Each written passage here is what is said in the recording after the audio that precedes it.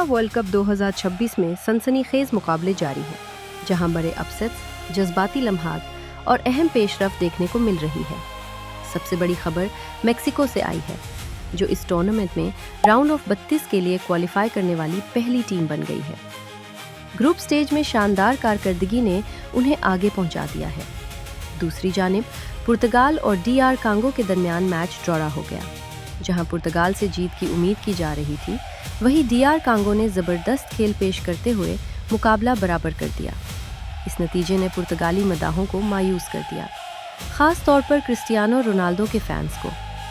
मायूनी इसलिए भी ज़्यादा थी क्योंकि इस टूर्नामेंट में दूसरे बड़े खिलाड़ी बेहतरीन कारकर्दगी दिखा रहे हैं। लियोनेल मेसी पहले ही हीट ट्रक कर चुके हैं, जबकि किलियान एम्बापे भी शानदार फॉर्म में है।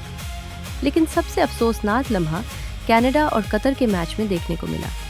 कनाडा के खिलाड़ी इस्माइल कोने को शदीद टांग की चोट लगी, जिसके बाद उनकी सर्जरी की गई और वो पूरे वर्ल्ड कप से बाहर हो गए। ये कनाडा टीम के लिए बड़ा नुकसान है, क्योंकि कोने टीम के अहम खिलाड़ियों में शस्म थे।